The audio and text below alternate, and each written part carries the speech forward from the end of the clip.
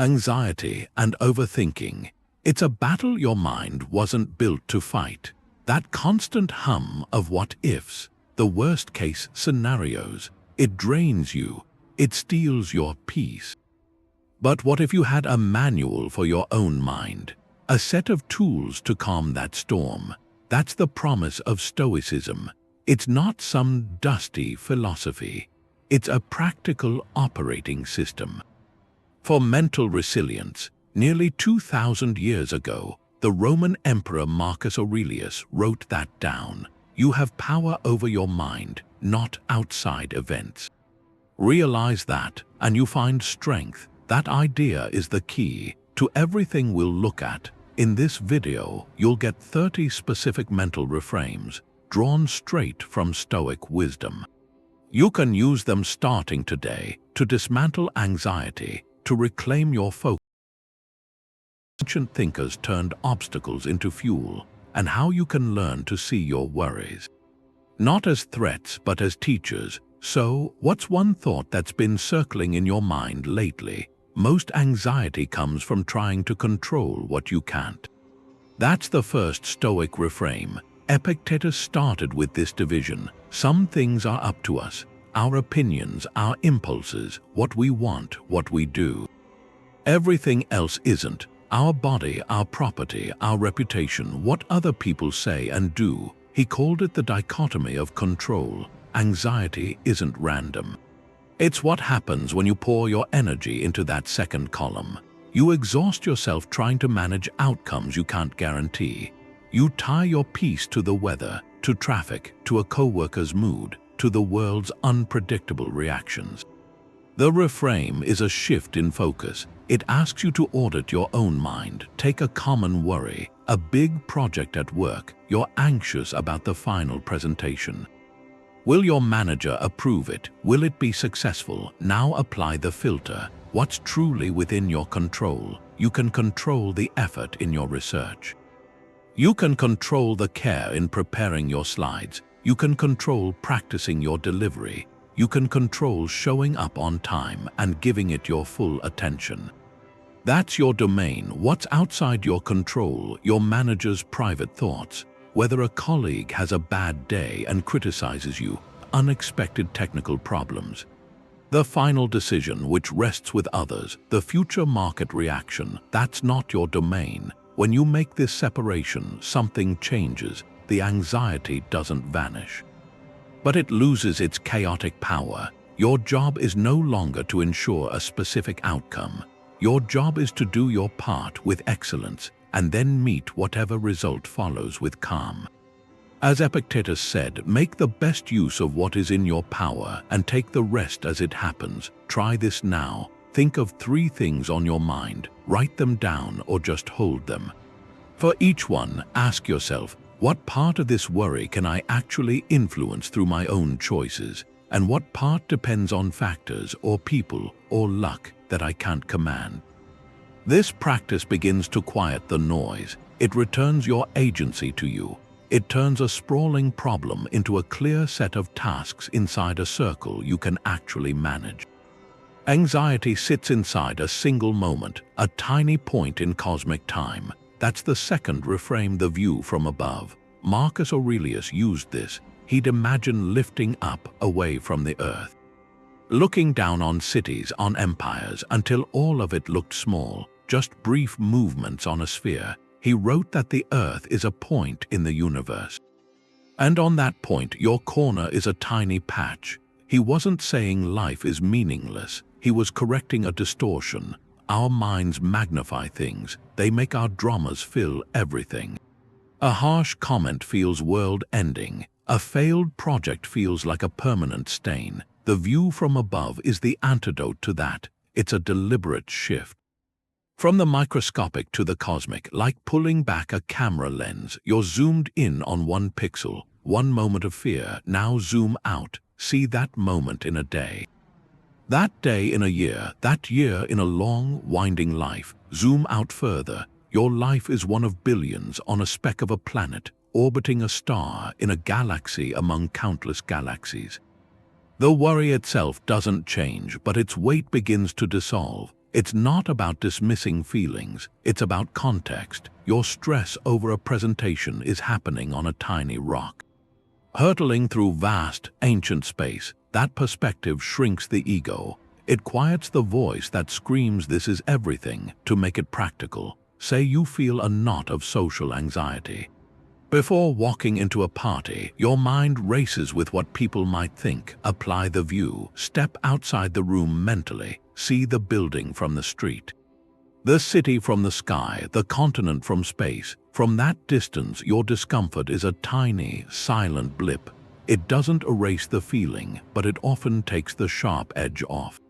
Or you're agonizing over a minor mistake at work, replaying it, zoom out, see this week, this month, this year. Will this moment matter in a year? Will you even remember the details? Probably not. What you'll remember is how you responded, how you learned, how you moved forward. Here's a simple prompt. Think of your main worry right now. Imagine looking back at this moment from 1 year in the future. What would that future you say about its importance? Then look back from 10 years. Does the worry hold its shape? Or has it faded into the background of a much larger story? This exercise isn't about avoiding responsibility. It's about granting yourself clarity, the clarity that comes with distance right now. It teaches you to hold concerns lightly, to see them as passing weather in the grand climate of a life. And this leads to another tool, a related, profoundly practical Stoic tool. For when the storms do arrive, Amor Fati, love of your fate. It's a Latin phrase. Later, Friedrich Nietzsche called it his formula for human greatness. He wrote that you want nothing to be different, not forward, not backward, not ever. And this isn't about giving up, it's an active embrace, a decision to see everything that happens, the hard things especially, as necessary fuel. For your development, the Stoics understood this. Marcus Aurelius said it plainly. The impediment to action advances action. What stands in the way becomes the way. He saw every hindrance as raw material, not for complaint but for craftsmanship. Your character is built in the friction. Your resilience is forged in a fire you didn't choose. Think of a sailor. A sailor doesn't love a storm for its danger, but a skilled sailor loves the sea in all its moods because they know the storm teaches them to be better. They learn to read the wind, to trust their preparations, to find a strength they didn't know they had. The storm wasn't a deviation from the journey. It became an essential part of the journey's story. That's Amor Fati. Applying this to anxiety means a shift. Instead of seeing a stressful event as a problem to eliminate, you start to ask what it's preparing you for.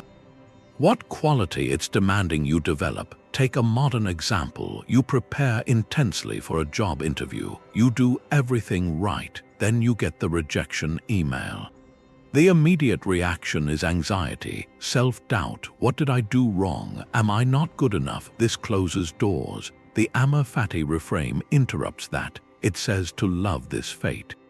This rejection is part of your path now. So what hidden benefit could it contain? Maybe it saved you from a poor cultural fit, a job you'd hate in 6 months. Maybe it's redirecting you toward a better company, one you haven't discovered yet. Maybe it's teaching detachment, reinforcing that your worth isn't tied to a single yes or no. The closed door isn't a blockade, it's a signpost nudging you toward a different road. Here's a challenge. Think of one recent setback, however small. A plan that fell through, a difficult conversation, a mistake. Set a timer for 1 minute. Brainstorm just one potential hidden benefit, not a silver lining you have to believe completely. Just a possibility. Could this delay have prevented a bigger hassle? Did this conflict reveal a boundary you need to set? Did this failure teach you a specific way not to do something next time? This practice trains your mind to look for the utility in the obstacle. It transforms you from a victim of circumstance into a student of circumstance. And when you become a student, fear loses its grip because you're no longer fighting what is. You're learning from it. That prepares you for the next skill. The Stoic art of preparing mentally for the very things that make us most anxious. The Stoics didn't fear the worst, they rehearsed it to disarm it. That's the fourth reframe, Premeditatio Malorum. The premeditation of evils. It sounds grim, but the purpose is the opposite of despair. It's a mental inoculation, a deliberate, calm rehearsal of potential hardship. To rob the future of its power to shock you, and in doing so, to return your gratitude to the present. This isn't catastrophizing. There's a crucial difference. Catastrophizing is an anxious spiral, your mind running wild with fear, feeding on emotion, feeling helpless. Premeditatio is a controlled exercise, sitting down in a quiet moment and asking rationally what could go wrong. And then, more importantly, asking how would I handle it. The goal isn't to feel dread, it's to build a plan, to prove to yourself you have the resources, internal and external, to cope. Seneca practiced this constantly. He would write about losing his wealth, his status, even his health. He didn't do this because he wanted these things to happen. He did it to realize they were not monsters. In one letter, he pictured being exiled. He reasoned he would simply live a simpler life elsewhere, still able to think and write. By facing it in his mind, he stripped exile of its terror. Take a common anxiety. You have a big presentation tomorrow. The nervous energy builds. Instead of trying to suppress the what-ifs, you lean into them with purpose. Sit for 5 minutes, calmly walk through the worst reasonable scenario. Not a meteor hitting the building, something plausible. You stumble over your words.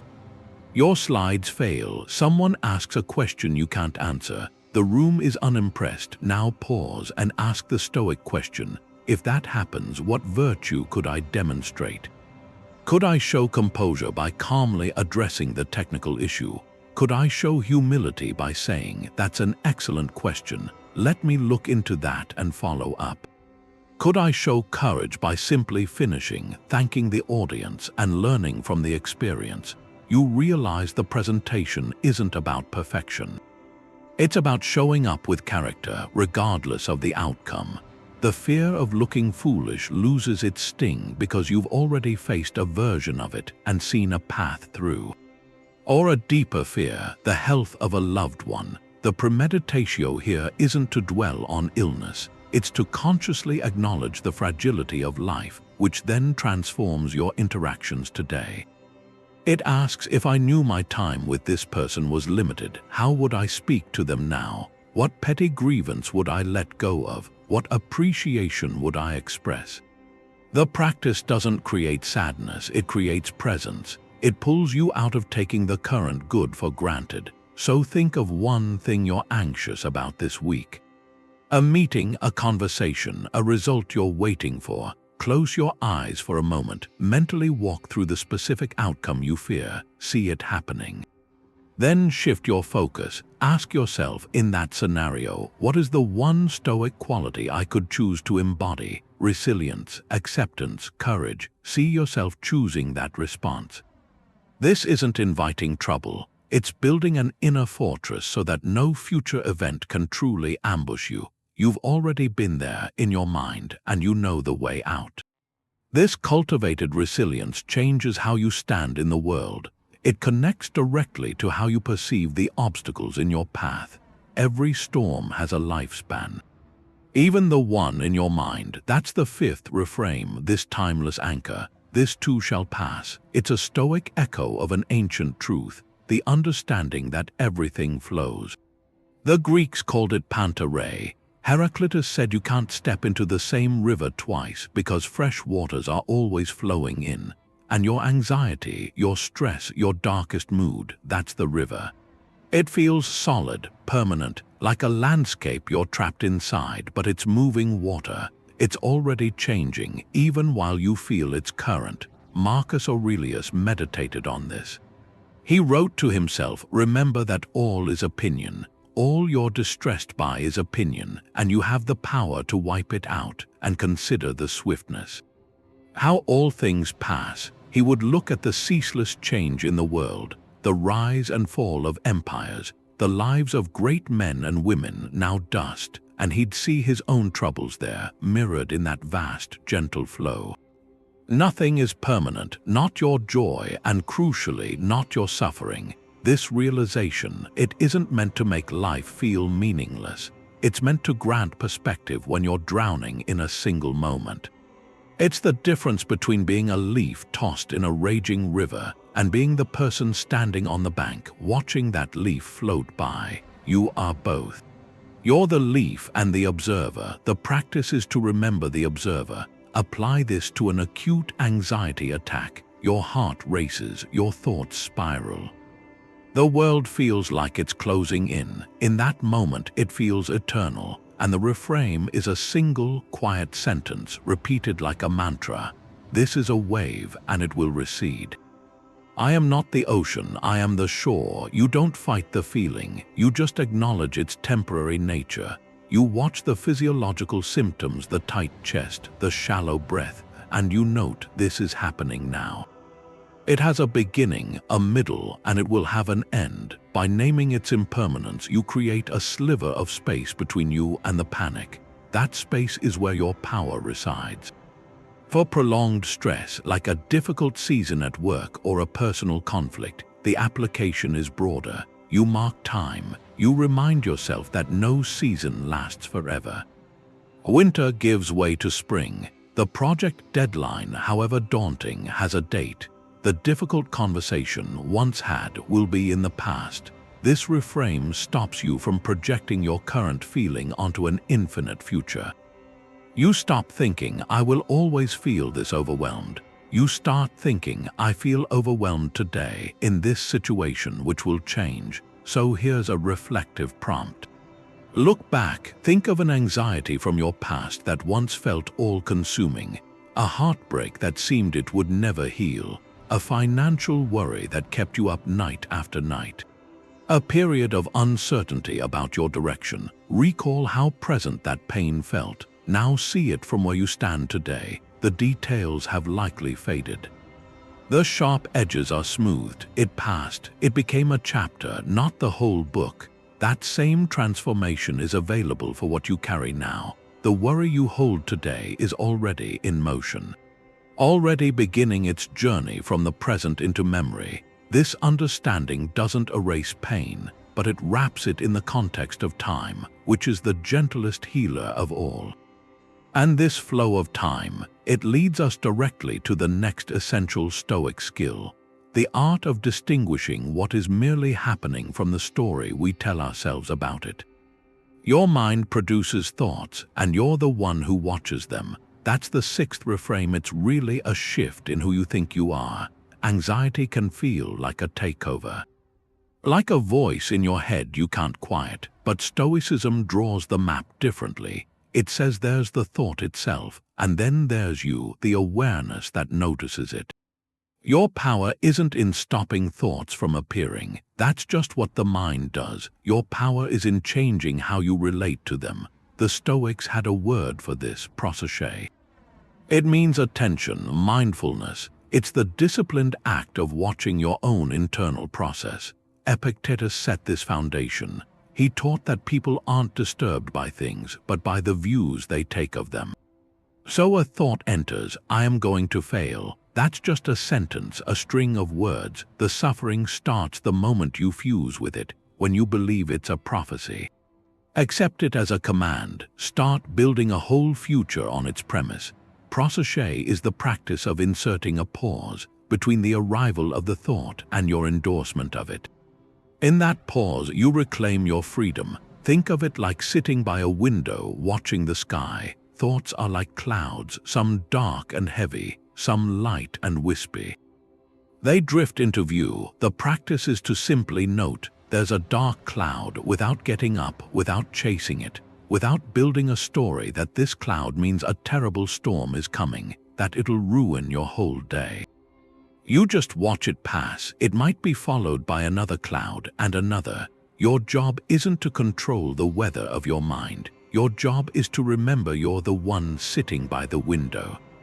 Safe, grounded, observing the changing sky. Apply this to the classic anxiety spiral. it often starts with a single "what if?" What if I get sick before the trip?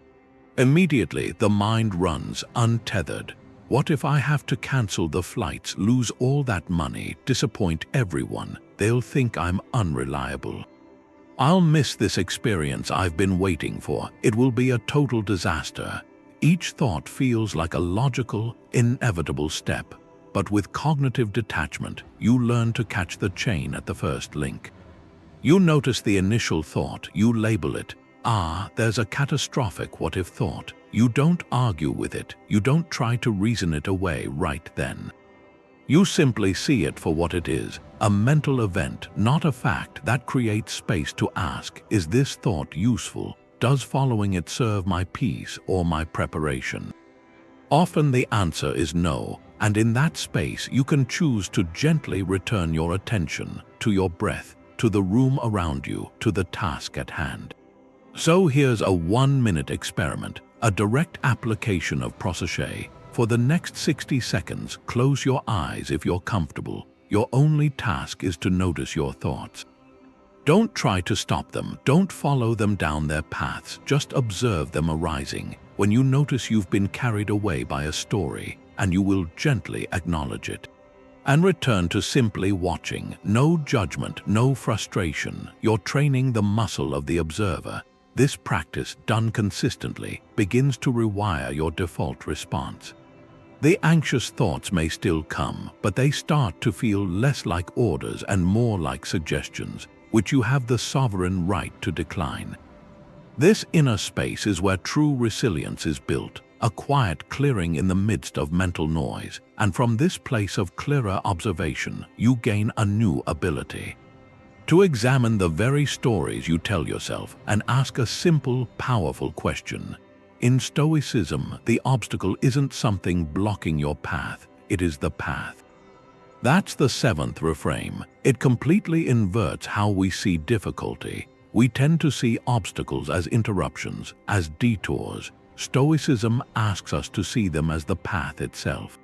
The actual material progress is built from. A fire doesn't destroy steel, it forges it. The heat burns away impurities. It makes the metal malleable so it can be shaped into something stronger, more resilient. The obstacle is that fire. Your character is the steel. Marcus Aurelius put it clearly. He wrote, "The impediment to action advances action.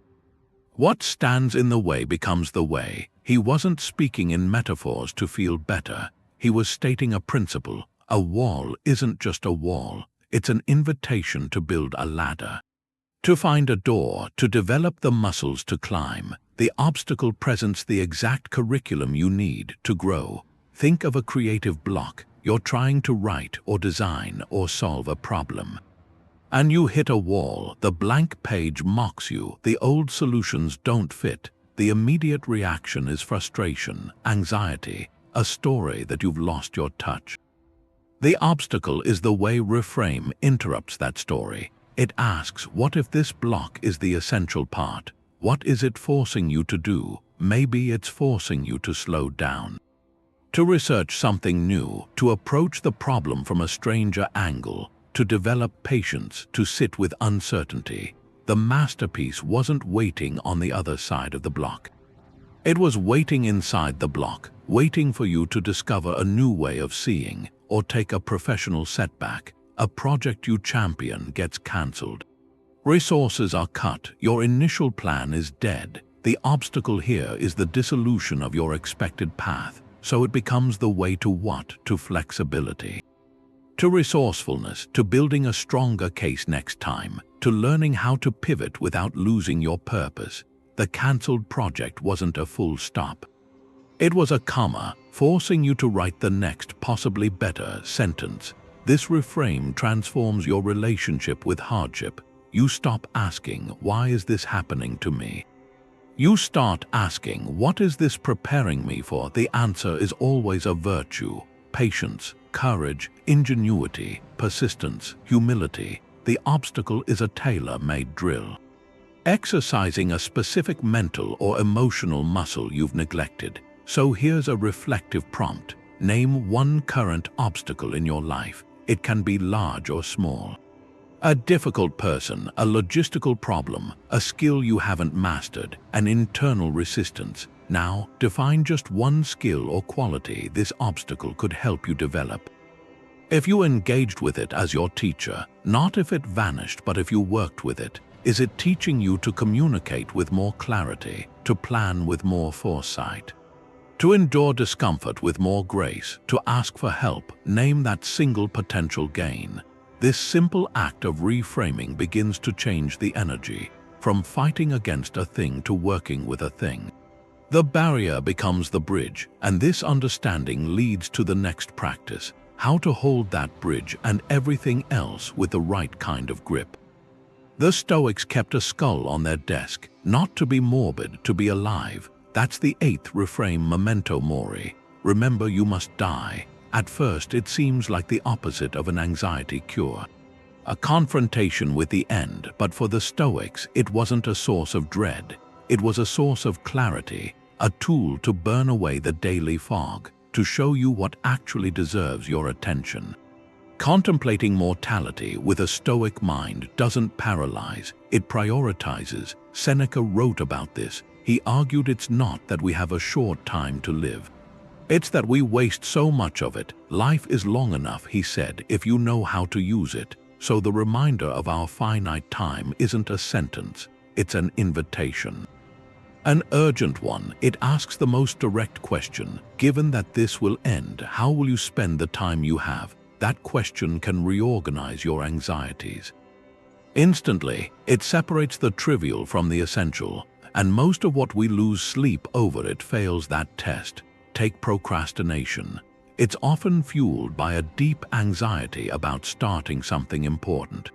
You delay a project, a difficult conversation, a health goal. The anxiety whispers you're not ready, that you might fail, that it's safer to wait. Now apply Memento Mori. Remember the limit of your days. From there, the risk of failure shrinks. Next to the certainty of regret for never having tried, the anxiety of beginning becomes lighter. Lighter than the future weight of wondering what could have been. The deadline of a lifetime makes the artificial deadline seem manageable, or social anxiety. The fear of a slight, of saying the wrong thing, of not being liked. You replay a minor comment for days. Now hold that thought against the backdrop of a full life. In the final accounting, will that moment even register? Will you wish you'd spent more energy worrying about others' opinions, or more energy living by your own values? Speaking your truth, connecting with the people you care about, the small social fear gets exposed, a temporary ripple in a vast ocean. The practice is simple. Profound. It doesn't require dwelling on grim imagery. It can be a quiet reflection each morning. As you plan your day, hold the awareness that this day is a gift, not a guarantee. That simple shift changes the quality of your choices. A routine meeting becomes an opportunity for connection. A chore becomes an act of care for your future self. Resentment becomes a decision to forgive, because you see the preciousness of the time you'd otherwise lose to bitterness. So here's a prompt. If you remembered your time was truly limited, which of your current worries would instantly seem unimportant? And which would suddenly demand your immediate action? The answer is a compass, pointing you away from the noise of manufactured stress toward the signal of a meaningful life. That clarity about what matters is the first step. The next step is learning how to hold those things, the people and projects you cherish, without the anxiety of eventually losing them. Anxiety attaches itself to what happens later. Peace is in the work itself. That's the 9th reframe. It comes from that first idea about control, but it goes deeper into the day-to-day effort. If your happiness depends on a future result, a promotion, a certain score, how someone reacts, you've given your peace away to things you can't command. The Stoic answer is to put your whole sense of purpose into the quality of what you do now, into the process. Epictetus used the image of an actor. Your job is to play your part well, to say your lines with conviction. The play itself, the other actors, whether the audience claps or boos, that's for the director, for fate. Your only area, your only way to be excellent and to be calm is in how you perform your role. So satisfaction moves. It goes from needing outside approval to having your own integrity. The goal isn't to win the race. The goal is to run with everything you have, with good form, with respect for the effort. The outcome, the medal, the time where you place, that's just information that comes later. It doesn't decide if your run was worthwhile. Think about studying for a big exam. The anxious mind is stuck on the grade, that future number. It spirals. What if I fail? What if I forget? That anxiety actually ruins the process you need to do well. The Stoic reframe is to forget the grade for now. Your whole world becomes this hour of study. What you control is how clear your notes are, how well you understand this one chapter. Whether you take a real break to rest, the process is just engaging with the material, asking questions, practicing. When you care about that process, about the act of learning itself, the exam is just showing what you've already done. It loses its power to scare you, or a first date. Anxiety wants to control the outcome. Will they like me? Will this turn into something? That future is a story you can't write by yourself. But the process, that's all yours. You can control being on time. You can control listening well. You can control being yourself, sharing what you're actually interested in. You can control your manner, your presence. When you focus on doing those things with care, you let go of needing a specific result. The date stops being an audition for a future. It becomes an experience happening now, a conversation, a chance to connect or just to learn. That shift frees you. It lets your best self come through, exactly because you're not performing for an outcome. So here's a prompt. Pick one goal you're working on now. Work, personal, creative, a relationship. Then put the goal itself aside. Don't think about the finish line. Instead, name 3 specific parts of the process you can fully control today. For a fitness goal, maybe, I control finishing my workout today. I control making a good meal. I control getting to bed on time. For a creative project, I control writing for 30 minutes without stopping. I control looking up one new technique. I control asking someone for feedback on a draft. That list is your map back to the present. It's your anchor. When anxiety about the future comes up, you don't fight the feeling. You just put your hand back on the work, on the next stitch, the next sentence, the next respectful action. That's how you build a life not of anxious waiting, but of doing things with dignity. And this focus on the present action, it leads somewhere else, to a deeper kind of acceptance. One that meets even the worst results not by fighting, but with a kind of inner agreement. The Stoics would build mental strength by seeking out small amounts of unease. That's the 10th reframe, voluntary discomfort. It's stepping into manageable hardship on purpose. Not because you have to, but to prove to yourself that you can, to train your nervous system, to teach it that discomfort isn't an emergency, it's a signal. And you can meet that signal with calm. The goal isn't to suffer, it's to build an inner reserve of confidence. So when life brings its own hardships, the involuntary ones, you don't panic. You've been here before, in a smaller version. You know the terrain. Seneca was a master of this. He had immense wealth. He was an advisor to the Emperor Nero. And yet, he would periodically practice poverty. He would sleep on a hard bed, eat simple food, wear plain clothing. He did this to remind himself that his comfort was a gift, not a guarantee. To feel in his bones that he could live well without the luxuries. He wrote that he would come back from these periods not weakened but fortified. He had tested his own limits and found them much farther out than he feared.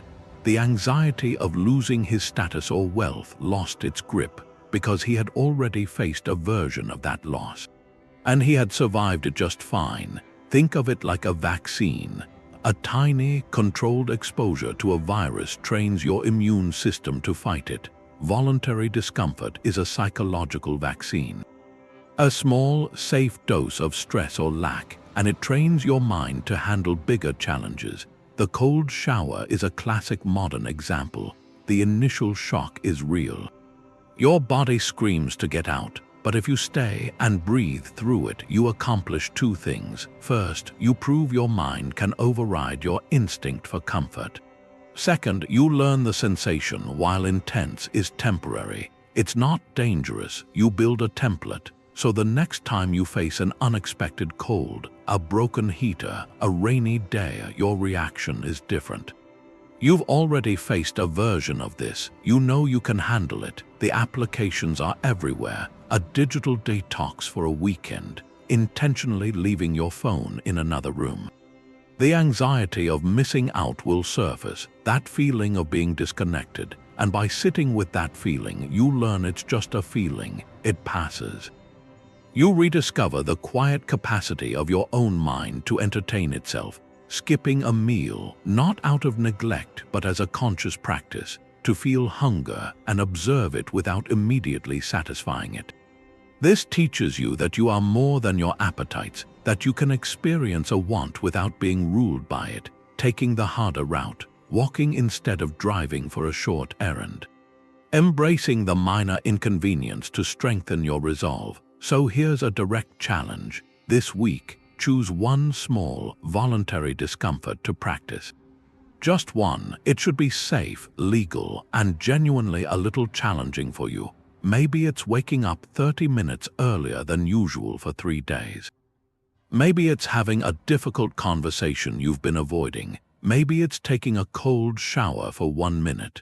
Maybe it's committing to 24 hours without any complaining. The size of the act isn't important, the intention is. You are going into the gym of your own willpower for one single rep to feel the strain and to feel yourself capable of bearing it. This practice in time rewires your relationship with adversity. You stop seeing it as a threat to avoid. You start seeing it as a terrain you are learning to navigate. With growing skill and this cultivated resilience, this familiarity with hardship prepares you for the next shift, how to hold the things you love without the constant fear of losing them. Anxiety tends to speak in judgments. That's the 11th reframe. A mind in distress wants to label things, to declare something. This is a disaster. He's disrespectful. I'm a failure. Those aren't observations, they're verdicts, and they carry a charge, an emotional weight that feeds the anxiety you're trying to settle. The Stoic approach is to remove the verdict, to go back to the evidence, to see the event itself without the story you've wrapped around it. Marcus Aurelius wrote about this. Take away your opinion and you take away the complaint. I have been harmed. Remove that complaint and the harm is removed. The harm isn't in the event. It's in the judgment you place on top of it. This is misfortune. When you strip that label away, what's left is just facts, neutral data, and data is easier to handle than a catastrophe. Think of a scientist watching an experiment. The goal isn't to call a result good or bad. It's to describe what happened exactly. The solution turned blue. The temperature rose 3 degrees. The reading at minute 5 was 7.2. There's no panic in that, no value judgment, just a clear record of what occurred. Your anxious mind is the opposite of that scientist. It's a dramatic narrator. It interprets every shift as a sign of coming doom. This reframe asks you to put on the lab coat for your own experience. To report, not to review. Let's try it. Say you just gave a presentation and you feel that sinking feeling. The anxious judgment sounds like, I bombed. It was terrible. They all thought I was incompetent. That story creates a physical reaction, shame, heat, the urge to hide. Now put on the scientist's hat. Describe only what you saw and heard. No editorial. I spoke for 10 minutes. My opening was clear. Around the 4-minute mark, I stumbled on a statistic and corrected myself. 2 people in the back looked at their phones. I finished on time and took 3 questions. 1 I answered well, 1 I had to defer. You can feel the difference.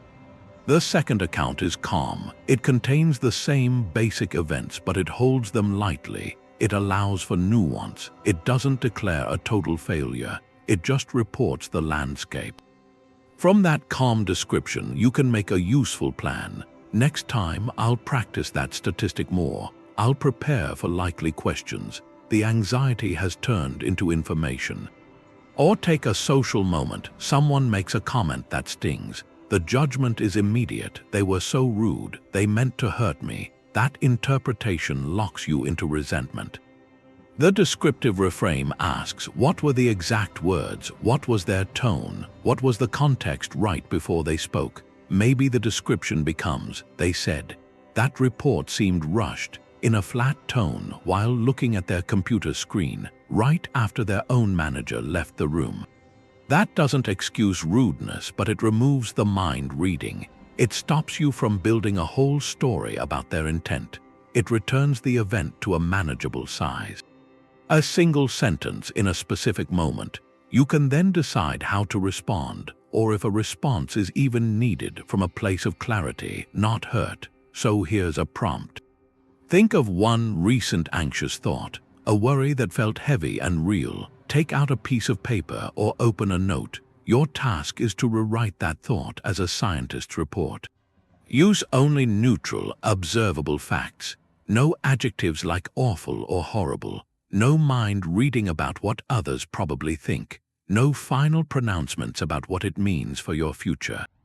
Just the data, what happened or what you fear might happen, described plainly. This act of translation creates distance. It moves the experience from the emotional center of your brain to the observational center. And in that space, you regain your footing. You start to see the event itself is rarely the problem. It's the story you've been telling yourself about it that causes the pain. And when you change the story, you change your entire experience of reality. The Stoics had this phrase. They'd say what they intended to do, and then they'd add, fate permitting. Or if nothing prevents it, they called it the reserve clause. It's a way of speaking that builds flexibility right into your plan. It's not about doubt. It's about honesty. You state your goal, you commit to the effort, and in the same moment you acknowledge the world, all the things you can't control. This small phrase, it blends determination with humility. You can plan with your whole heart, but hold the outcome loosely. Epictetus taught this. He told his students, pursue your aims. But don't say you will achieve them. Say you will if nothing hinders you. That slight shift in language, it changes your psychology. You move from making a demand on reality to forming a kind of partnership with it. The anxiety that comes from rigid attachment, that fear that your happiness depends on one specific future, it starts to loosen. You still care, you still strive. But your peace isn't held hostage by a result you can't fully control. Think about planning a trip with friends. The anxious approach sounds like, we are going to the cabin Friday. The weather will be perfect. We will have an amazing time. Those are like contracts with the universe you can't enforce. So when rain cancels the hike or a friend gets sick, the plan feels shattered. You feel betrayed. Now try the reserve clause, even just in your mind. We plan to go to the cabin Friday, fate permitting. We hope for good weather. We intend to enjoy our time if nothing prevents it. The intention is just as strong, the effort is the same, but the emotional stake is different. You've already made room for life to happen. If the trip goes perfectly, it's a gift. If it changes, it's just fate exercising its permit. You adapt, you find joy in the rainy day indoors, you reschedule. The disappointment is a passing thing, not a total collapse. You can apply this to a career goal. I will get that promotion if the company's needs align and nothing prevents it. That doesn't make you work less hard. It makes you work with more wisdom. You focus on what you control, your performance, your attitude, your preparation. You release what you don't, the final decision, the office politics, the budget cuts. You strive without straining against reality. The interview becomes a chance to do your best, not a life or death verdict. The outcome becomes information about your path, not a measure of your worth. So here's something to try. Look at your calendar or your mental to-do list for this week. Pick one key plan, one intention you feel strongly about. Finishing a project, having a difficult talk, starting a new routine, and then silently add the reserve clause to it. Frame it as "I intend to do this, fate permitting." Notice what happens in your body, in your mind. Does a tightness ease? Does a fear of failure soften? This isn't about lowering your standards, it's about raising your resilience. It's planning like a sailor who charts a course but respects the sea. Anxiety sits inside one story. What's on the other side of that? That's the 13th reframe. Seeing through someone else's eyes, it's leaving your own private theater, a choice to step into another pair of shoes, to walk in them for a minute. This isn't excusing bad behavior, it's understanding it, and when you understand, the drama drains out, the personal sting lessens, that feeling of being targeted or judged loses its force. You see a wider landscape. The Stoics called this objective judgment, seeing events not as personal attacks, but as actions coming from someone else's nature. Their own struggles, their limited point of view. It cools the heat of your reaction. Marcus Aurelius practiced this. He wrote reminders to himself. When someone wrongs you, he'd say, consider what belief led them to it. See that, and you'll feel compassion, not anger. He'd tell himself the person irritating you is acting from ignorance, from their own pain. They're clinging to their own good as they see it. Just like you cling to yours, this shift doesn't mean you accept harm. It means you stop taking it personally. You see the action as a symptom of their inner state. Not a verdict on your worth. Take social anxiety. A colleague gives you curt, dismissive feedback. Your story, the one feeding anxiety, is all about you.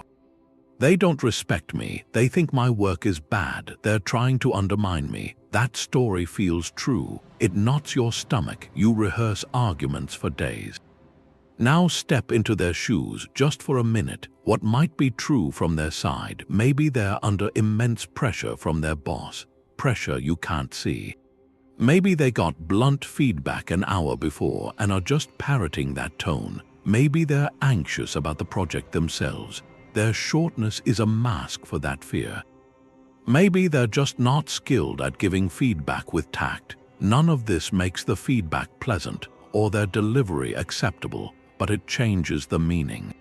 It moves the event from a story about you being attacked to a story about two people in a difficult moment, each carrying their own burdens. The personal offense evaporates.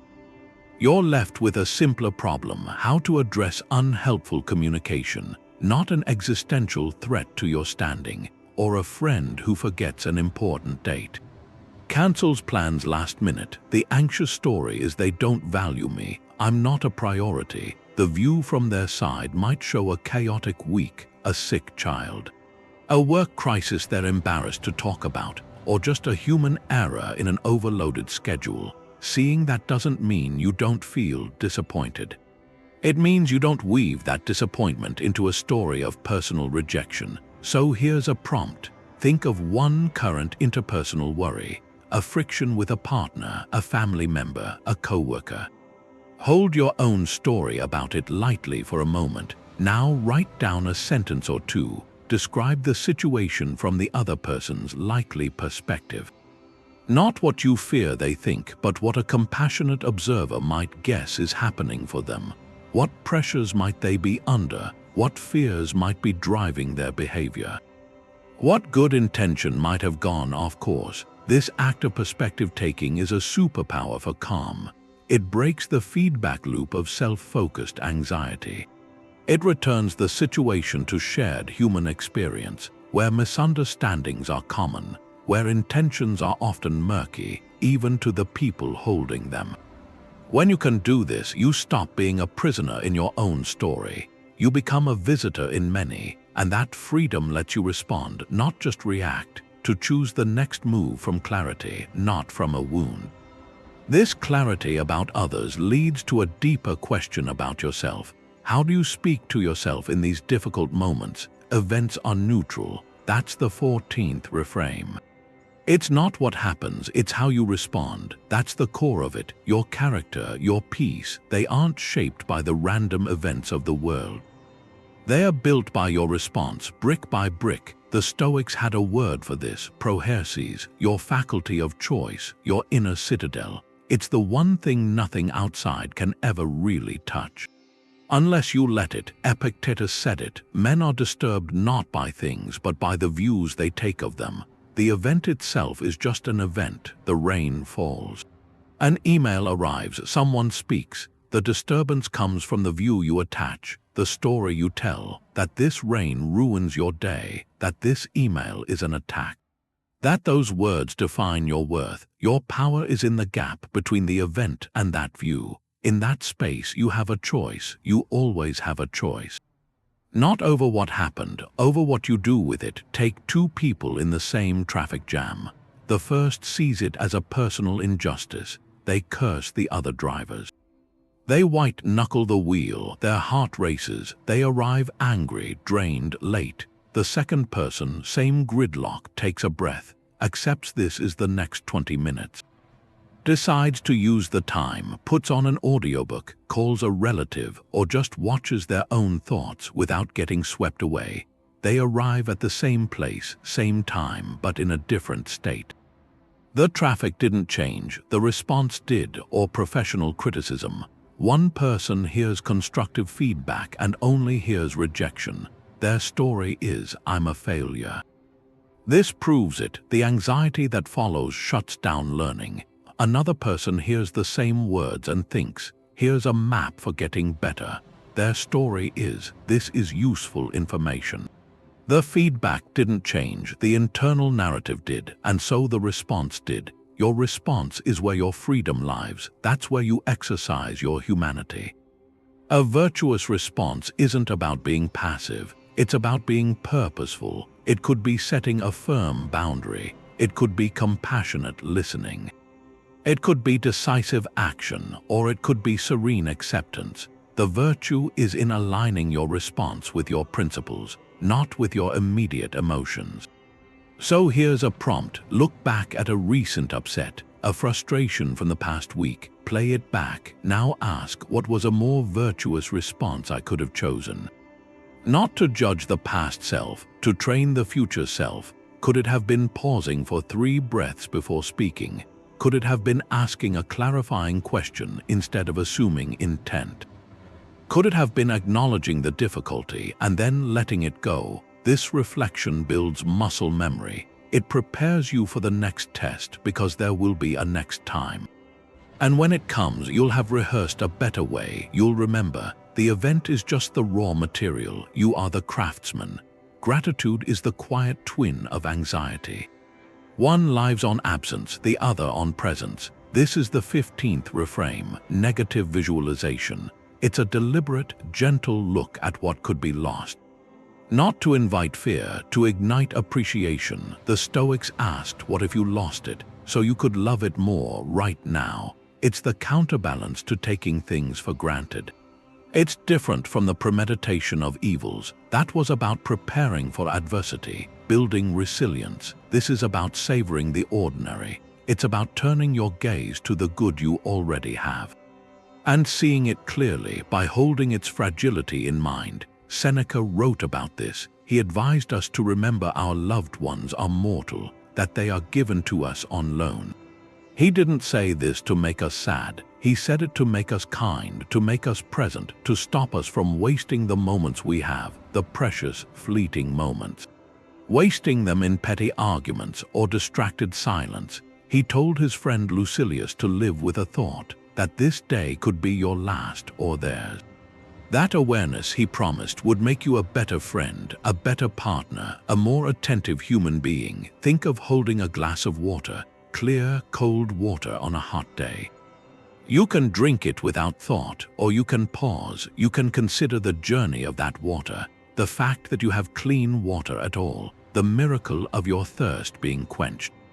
The temporary relief it brings. That pause transforms the act from consumption into ceremony. Negative visualization is that pause applied to your whole life. Apply it to your health. We move through our days in working order without a thought. Our body is a silent partner until it isn't. The practice is to briefly consider what life would be like without your mobility, without your sight, without your energy, not to dwell in fear, but to return immediately to the present. With a sharpened sense of the gift, to feel the simple act of taking a deep breath as the minor miracle it is, or walking to the mailbox, apply it to a relationship. Think of your closest friend, your partner, a family member. For just a moment, picture your life without their presence. Not the drama of loss, the quiet absence. The phone that doesn't ring with their voice, the inside joke with no one to share it. That mental glance makes you put down your own phone when they're talking. It makes you listen more deeply. It turns an ordinary Tuesday dinner into a sacred space. Apply it to your job, especially if it provides stability. It's easy to fixate on the frustrations. The difficult colleague, the boring tasks. Now for a minute, imagine it's gone. The routine, the purpose, the income. That mental exercise doesn't erase the frustrations, but it puts them in a new perspective, a jarring one. You see the whole structure, the security it provides, and the frustrations shrink. They become manageable parts of a larger blessing. So here is a reflective prompt. It's simple. It takes less than a minute. Think of 3 things you cherish right now. They can be as grand as your family's love, or as simple as the view from your window. For each one, close your eyes, picture it clearly, then allow the thought to surface. This is not guaranteed. This could be different, this could be gone. Don't linger in the loss. Use that thought as a lens. Now look again with that lens at what you have. See its color, its texture, its value. Feel the gratitude rise, not as an abstract concept, as a physical warmth in your chest. That feeling is the antidote to anxious lack.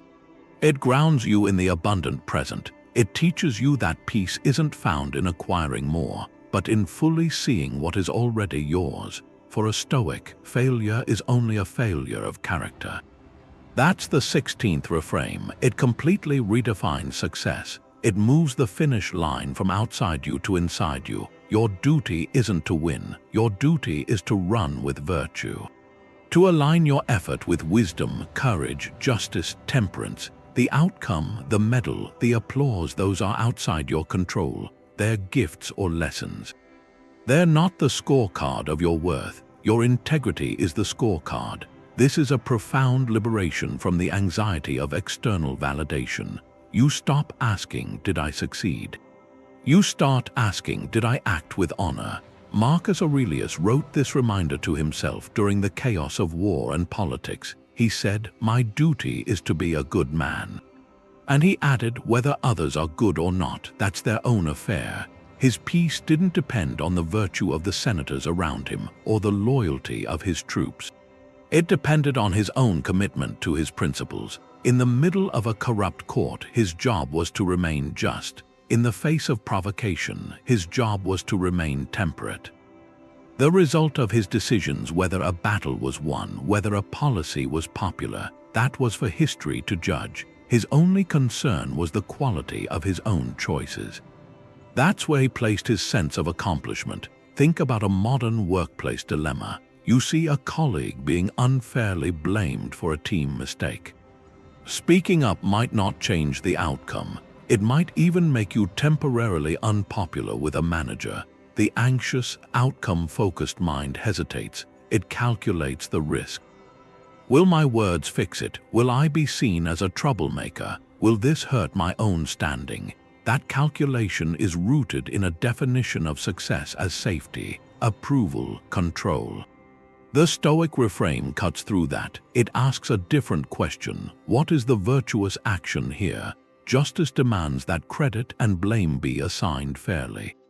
Courage demands that you speak for what's right, even with a risk to yourself. So your duty becomes clear, to voice the truth calmly and respectfully.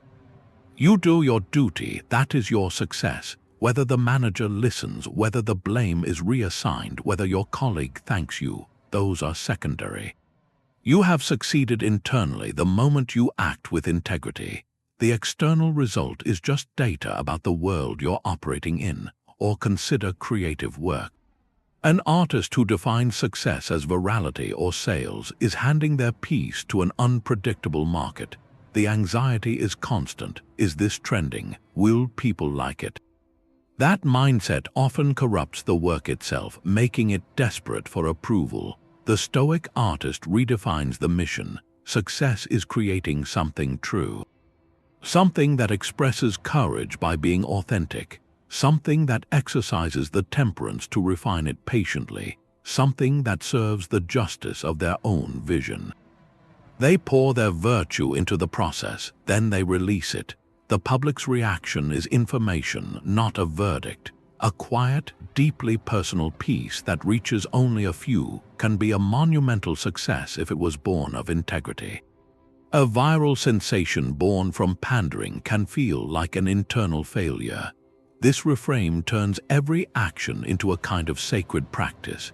You are no longer a puppet on the strings of external results. You are a blacksmith, and every decision is a strike of the hammer shaping your own character. The world provides the anvil. Sometimes it's soft, sometimes it's hard.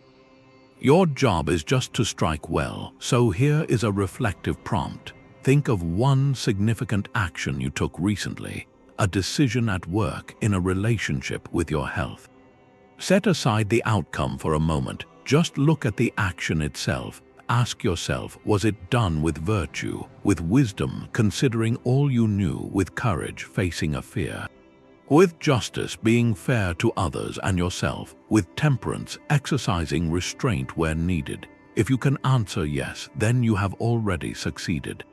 The external result is now just part of the story. It's the weather that happened to be there when you built your house. It doesn't change the solidity of your foundation. Anxiety tends to see the whole mountain. Stoicism points to the individual steps. That's the 17th reframe. You break down the monolith. It's an attack on that paralysis, the way a vague, looming worry just freezes you.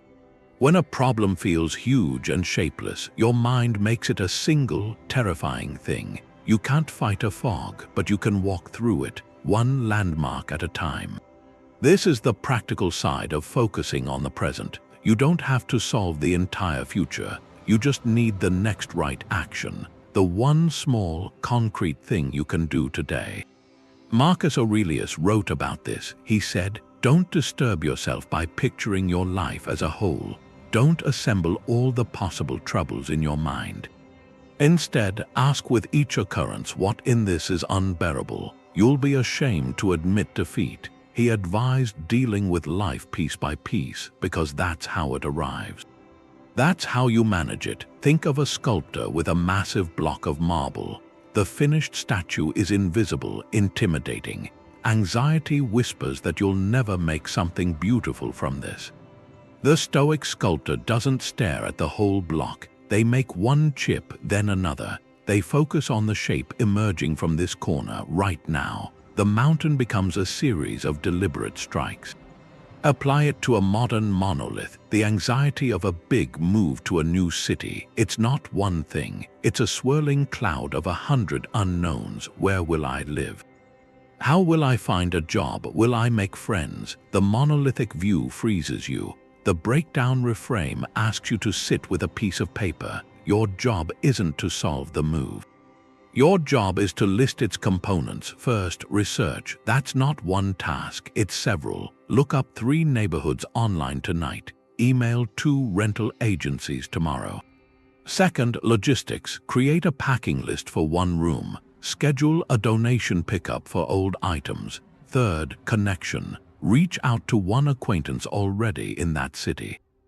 Ask for a coffee recommendation. Each of these is a step, not the journey. The anxiety loses its power because you've translated a feeling into a series of actions. You've given your mind a ladder to climb instead of a cliff to scale, or a professional monolith, a quarterly goal that seems impossible. The breakdown starts with a question. What would the first week of progress look like? Not the entire quarter, the first week. Maybe it's drafting an outline. Maybe it's having one introductory conversation. Maybe it's just clearing your desk, organizing your files to create mental space. You move from the terrifying abstraction of success or failure to the manageable reality of Monday's to-do list. So the reflective prompt: think of one big worry that feels like a monolith right now. A project, a life change, a conflict. Take out a note or just pause and mentally list. What are the first 3 concrete, small, actionable steps you could take? Not solutions, just steps. The first step might be writing down all the questions you have. The second might be choosing which question to research first for 10 minutes. The third might be setting a timer and doing that research. The size of the step is irrelevant. The act of defining it is everything. It moves you from passive anxiety into active engagement. You're no longer staring at the mountain. You're tying your shoes and taking the first step up the trail.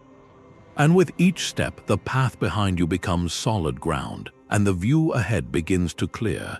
This process of taking conscious action changes your relationship with time itself. It prepares you for the next reframe, which asks how you relate to the past that often fuels your present worries. Anxiety is fighting a law of physics.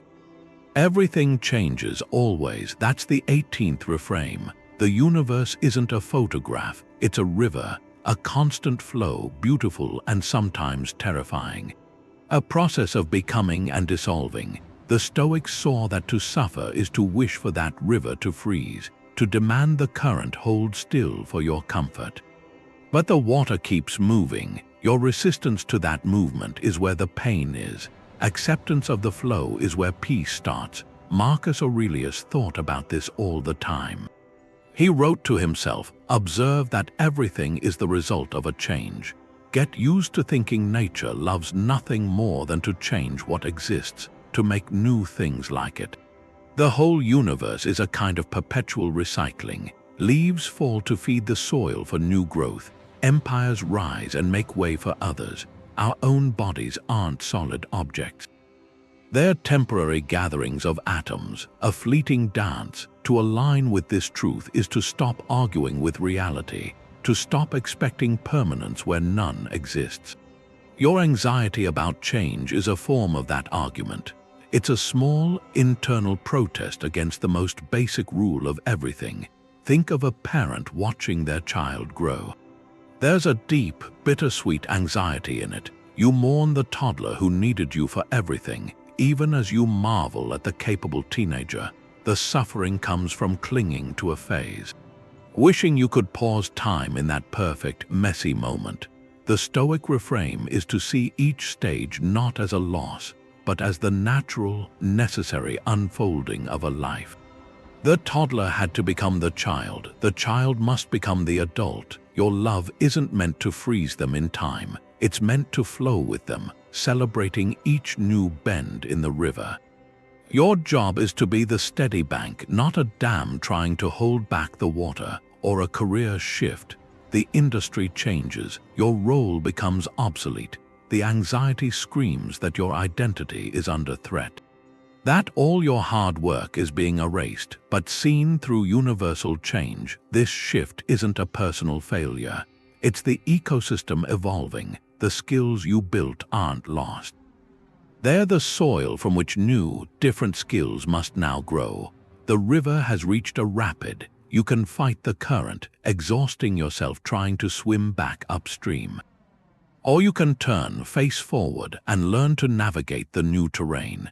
Your resilience is your ability to adapt, not your ability to make the world stand still. Even in a relationship, this applies. People grow, interests shift, dynamics evolve. The anxiety that whispers they're changing, we're drifting apart, often comes from a hidden wish for the relationship to remain a snapshot from its early days. But a living relationship, like a living tree, must grow new rings. It must weather seasons. The change isn't the enemy. Rigidity is. The strength of a bond is tested and proven not by staying the same, but by growing together through the changes. So here's a reflective prompt, a simple act of alignment. Identify one change you are currently resisting. It might be a physical change in your body, a shift in your family structure, a new direction at work, or just the relentless passage of time itself. Now write one single sentence of acceptance. Not approval, not necessarily liking it, but acceptance of its reality as part of life's flow. For example, my children are growing up, and that is the natural order of things. Or my industry is transforming, and I must learn to transform with it. Or my energy levels are not what they were at 20, and that is okay. Speak that sentence aloud or write it down. This isn't surrender, it's a conscious decision to stop swimming against the current, to turn and see where the river is actually going, and in that turn you find a new kind of strength. The strength that comes from moving with the universe instead of against it. Is your body sensing real danger, or is it just the old alarm going off? That's the 19th reframe. It's a critical difference. Fear is a feeling, danger is a fact. Your nervous system is brilliant and ancient, and it often can't tell them apart. It was built to keep you safe from immediate physical threats, a predator in the grass, a sudden loud noise, but it hasn't evolved for modern anxieties. A crowded room, a deadline, a critical email, the alarm rings with the same urgency. The Stoic practice is to become the calm operator who checks the monitor. To ask rationally what the actual threat level is. Seneca wrote about this. He said we suffer more often in imagination than in reality. The mind amplifies. It projects, it takes a possibility and paints it in the vivid colors of a certainty. That presentation isn't just a meeting, it's a public humiliation.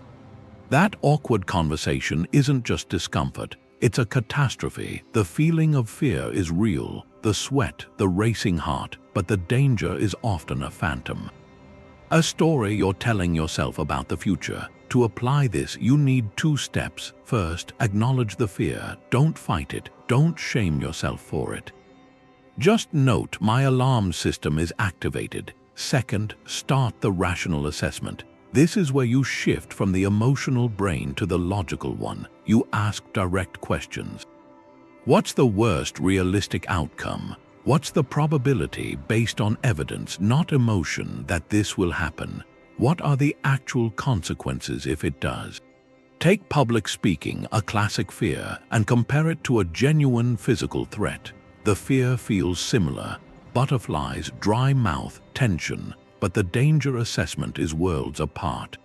In a genuine physical threat, like seeing a car swerve toward you, the danger is immediate, high probability, severe physical consequences. Your fear is a perfect match for the danger.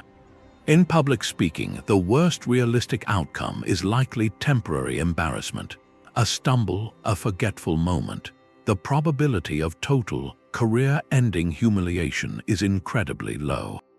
And the consequences, some awkwardness, a learning experience, maybe a few people you'll never see again think less of you for an hour. The fear is a 10. The actual danger is a 2. Your body is screaming fire in a building that only has a small, manageable spark. Your job is to hear the scream, thank your body for trying to protect you, and then calmly walk over to check the circuit breaker. So here's a reflective prompt. Think of one specific fear that's been on your mind this week. It could be social, professional, personal. Now, rate the actual probability of the feared outcome happening on a scale of 1 to 10. 1 being almost impossible, 10 being an absolute certainty. Be brutally honest with the evidence, not with the feeling. If you fear a friend is angry with you, what's the evidence? Have they said so, or is it one unreturned text? If you fear a project will fail, what's the actual track record? Have you prepared? What resources do you have? This number, this probability rating, creates immediate distance. It lets you see the fear as a separate entity from the situation. You can then respond to the situation with appropriate action, while letting the excess fear just be a background noise you no longer have to obey. You have a perfect record of getting through bad days. That's a fact. Every single difficult moment you've ever faced, you're here now on the other side of it.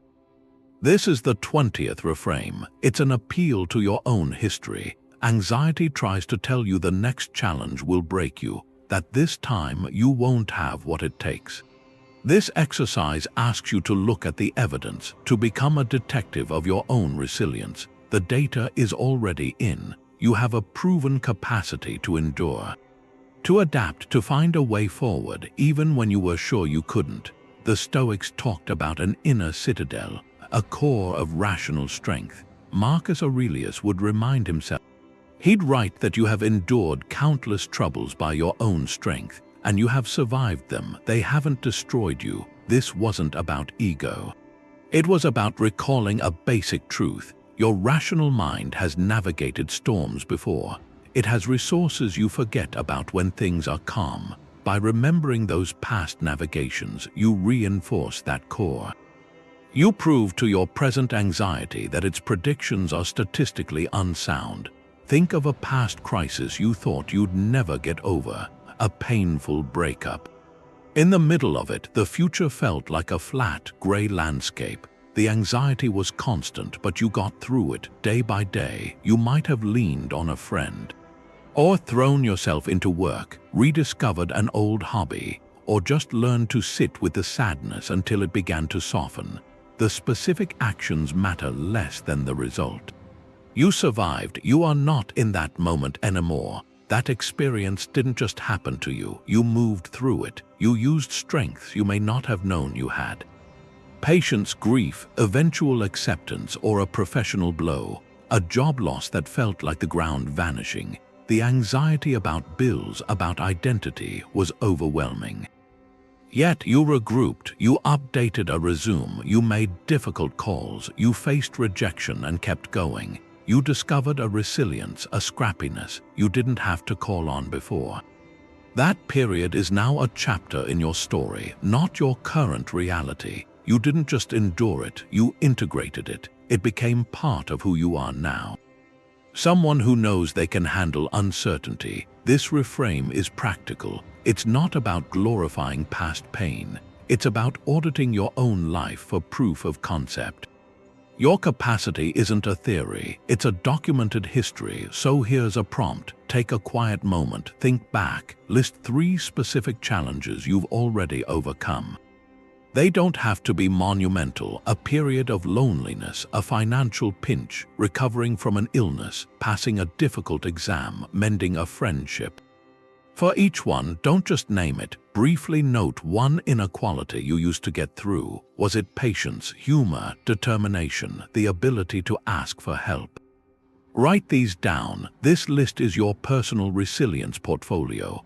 The next time anxiety whispers that you're not strong enough, you can open this portfolio. You can point to the evidence. You have been tested, and your record so far is perfect. This concrete knowledge of your own history begins to quiet the fear of the future. You stop seeing it as uncharted, terrifying territory. You start seeing it as ground you are inherently equipped to walk. Anxiety scatters your attention. Stoicism is about placing it carefully. This is the 21st reframe, a deliberate step back from all that noise. It's limiting your circle of concern. Not from a lack of care, but because you care deeply about the things you can actually change. Your mental energy is finite, like a pitcher of water. You can pour it across a wide, dry field, where it just evaporates, or you can pour it right at the roots of your own garden, where it helps something grow. The Stoic aim is to tend that garden, to build that inner citadel, that space of character and choice that's truly yours. This reframe is an attention audit. Worrying about global events you can't touch, speculating about what acquaintances think, anxiety over political scandals or celebrity news, those are all dry fields. Your water evaporates there. It drains the energy you need for your own domain, for the hard conversation waiting for you, for the project you're working on, for the patience a loved one requires. Epictetus was blunt. He said if you wish your family and friends would live forever, you're a fool. You're wishing for control over things you don't control. This isn't coldness, it's clarity, directing your care toward what you can actually do. Concern for a family member's health is inside your circle. You can offer support. Drive them to appointments, listen, cook a meal, that's a meaningful investment. But obsessively reading forums about a rare disease, spiraling into uncontrollable hypotheticals. That's the energy leaking out. The line is between engaged concern and passive, consuming worry. Take the modern news cycle. It's built to pull your concern to a global scale. All day, every day, a crisis on another continent, a scandal in a capital you've never seen, the latest outrage online. These events might be broadly important. But for your daily peace and purpose, they're often just noise, a background hum of helplessness. The Stoic practice is to consume information with intention. Not compulsion, to ask, does knowing this help me live with more virtue today? Does it inform a decision I can make, an action I can take? If the answer is no, you consciously release your grip.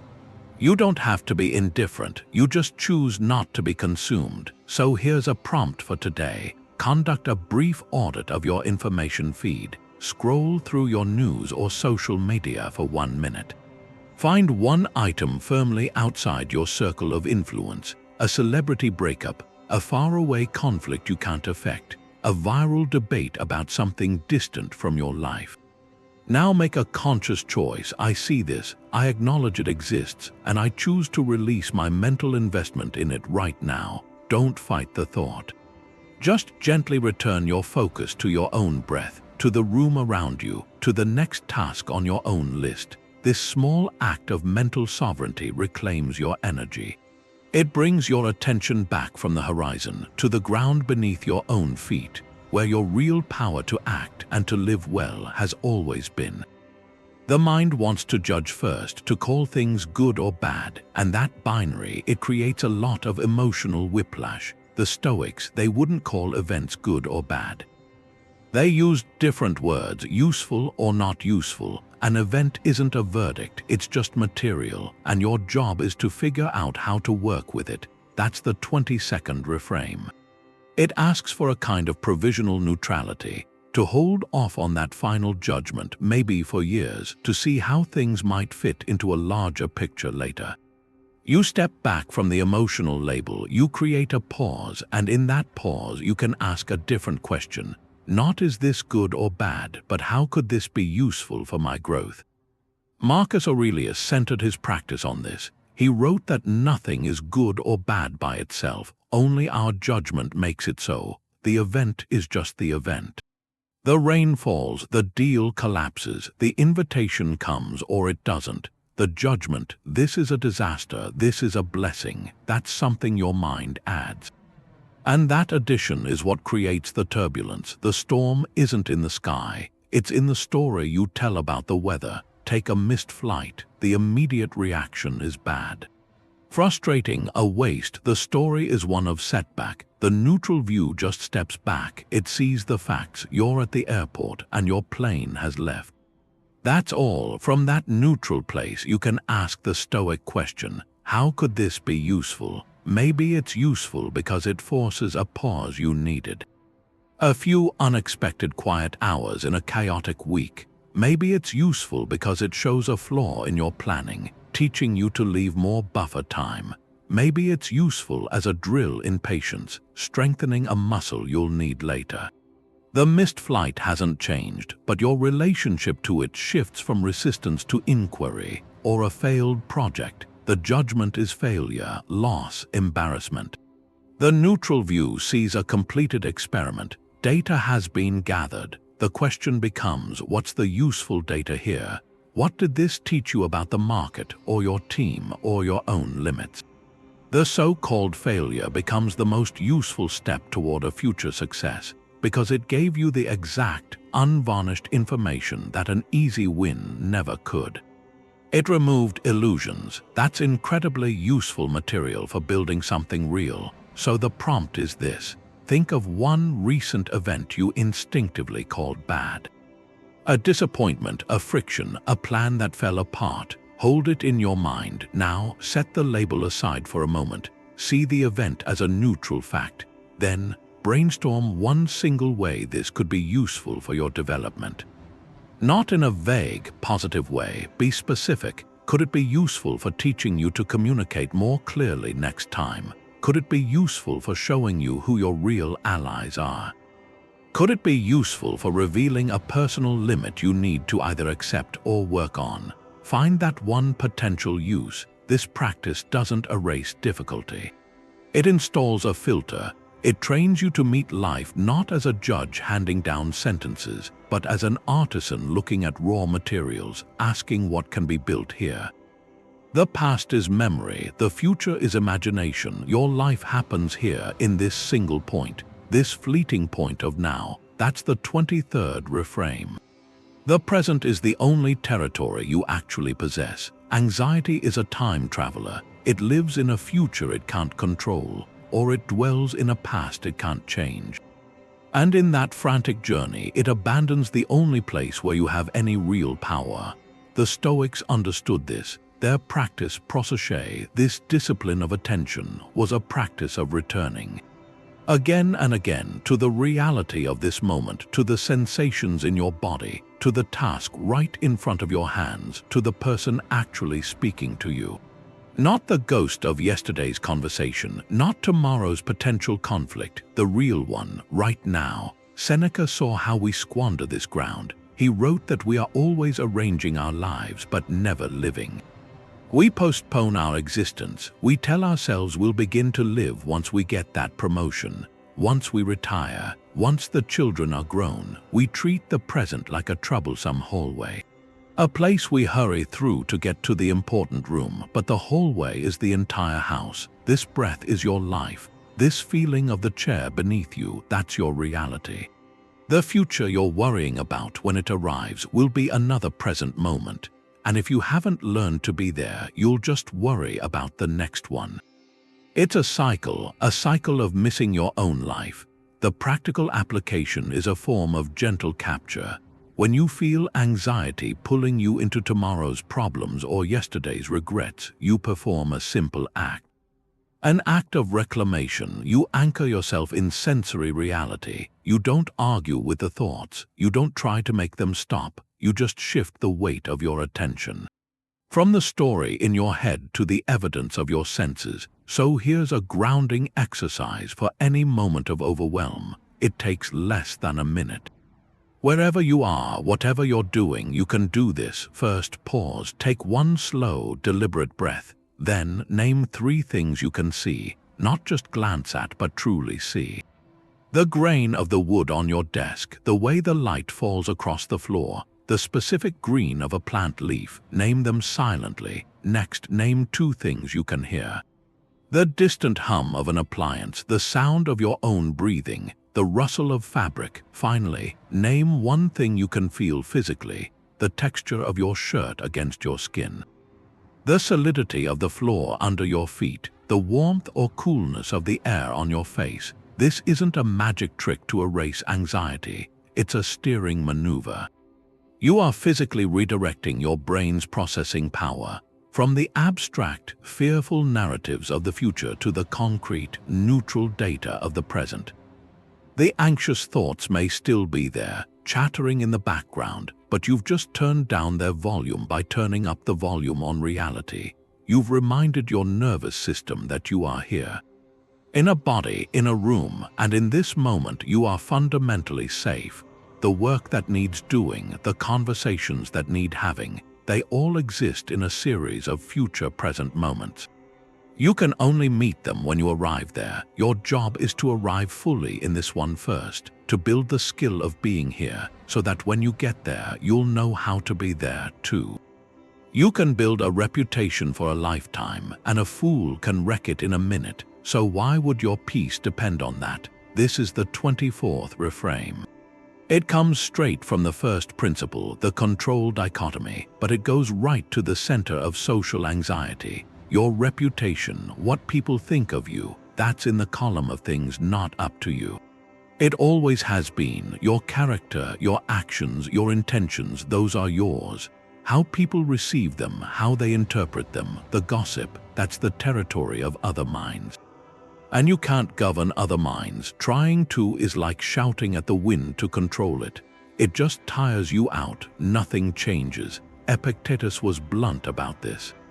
He said, if someone tells you a person is speaking ill of you, don't defend what was said. Instead, answer, he must not know my other faults, or he would have mentioned more. It's a shocking thing to hear at first, but the point is liberation. He's showing the absurdity of tying your worth to the incomplete, often flawed, perceptions of other people.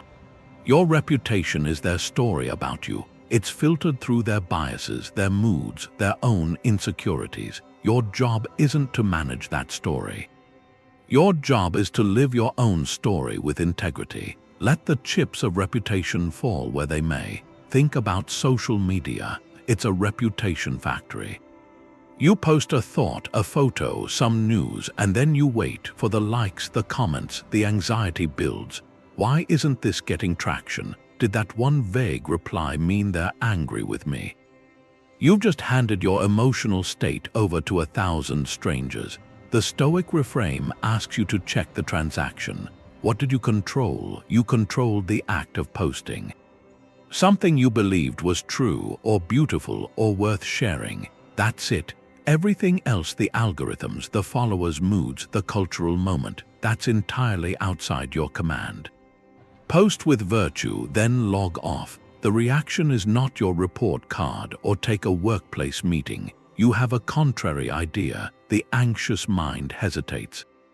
What will they think? Will I sound foolish? Will the manager see me as a problem? That fear of opinion can silence something important. The reframe is to shift the question. Don't ask, what will they think? Ask, is this idea true? Is it useful? Is it necessary for the project? If the answer is yes, your duty is to offer it. To say it clearly and with respect, that is the limit of your control. Whether it's embraced, ignored, or mocked, that's not your business. You've done your part.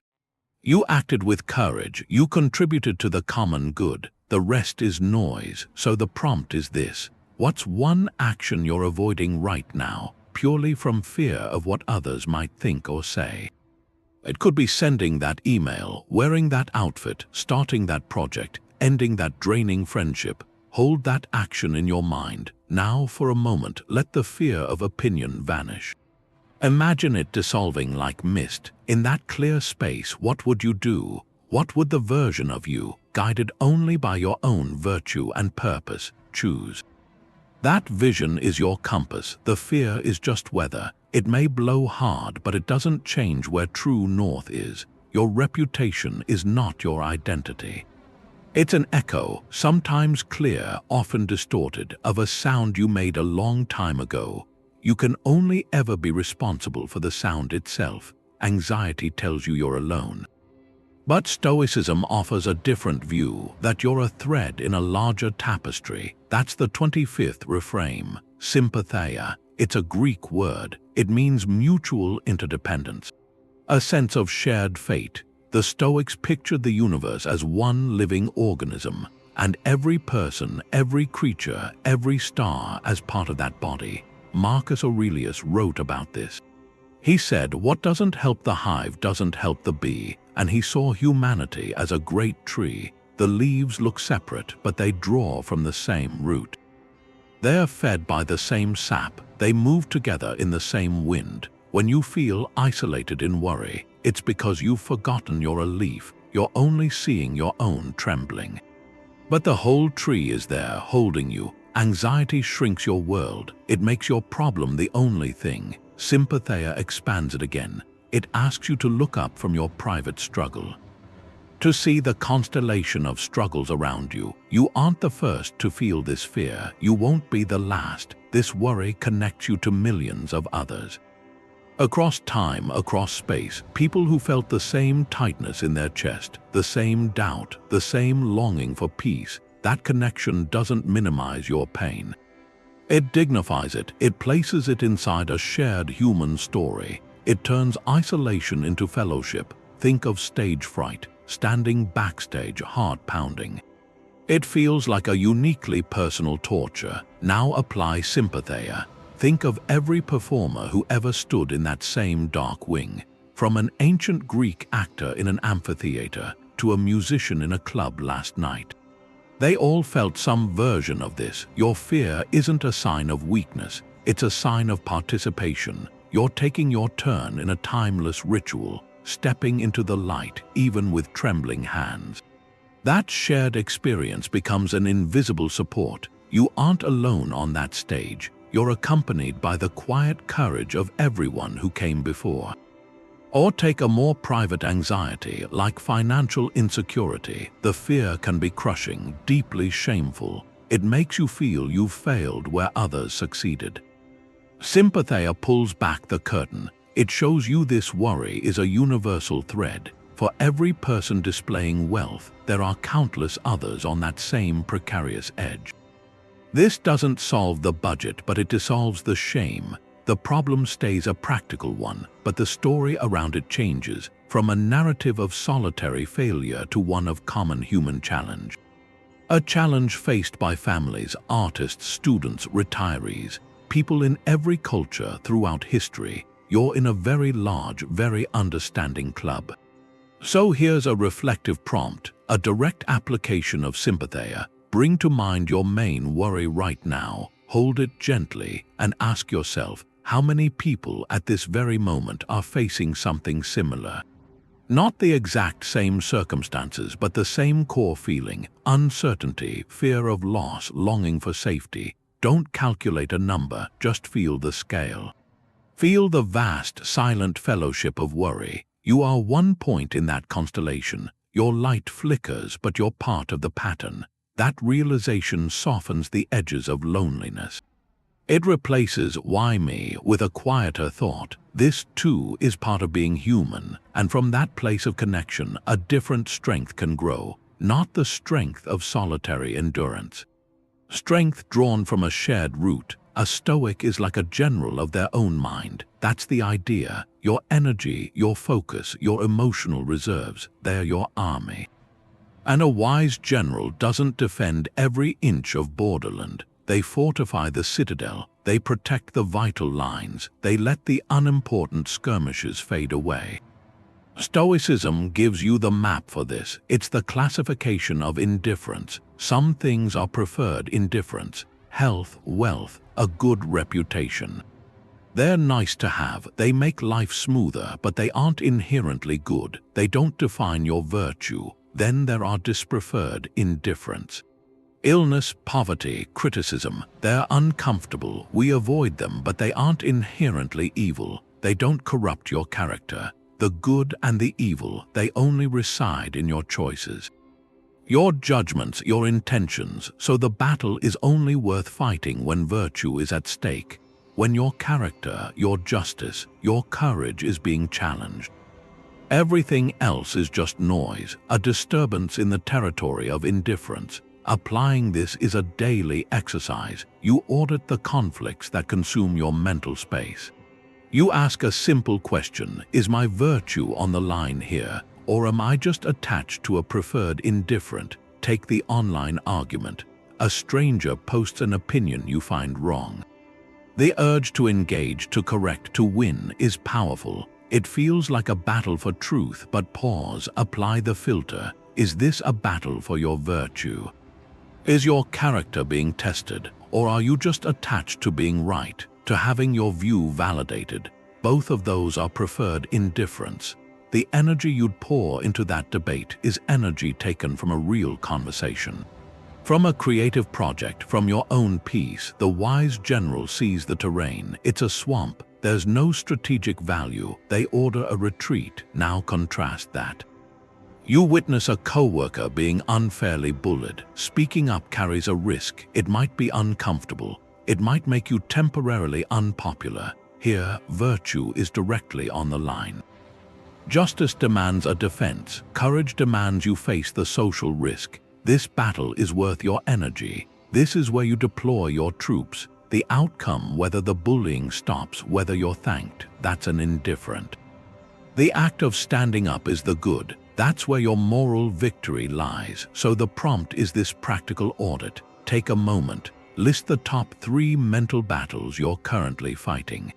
The worries, the resentments, the conflicts that drain your focus. Write them down. Now look at each one with stoic discernment. Ask, does this truly involve my virtue, my character, or am I just wrestling with a preferred or dispreferred indifferent? Cross out at least one battle that is not serving your virtue. Consciously declare a truce in that territory of your mind. This act of release isn't surrender. It's a strategic consolidation of force. It gathers your scattered energy and brings it back to the citadel, where the real work of building a good life happens. The 27th reframe is about not just enduring the storm. It's about asking what the storm is here to teach you. It's a move from passive suffering into active inquiry. You stop asking why this is happening to you. You start asking what this is trying to show you. In the Stoic view, every hardship is a kind of curriculum, a lesson plan written just for your development, and your job is to find the syllabus. This connects to their belief in a rational universe, a providential universe. It doesn't send random punishments. It sends precisely the obstacles you need to sand down your rough edges, to strengthen your weak spots, to reveal the parts of your character that are still asleep. Epictetus put this in stark terms. He said difficulties are what show men what they are. He taught that every challenge calls you out like a trainer in a gym.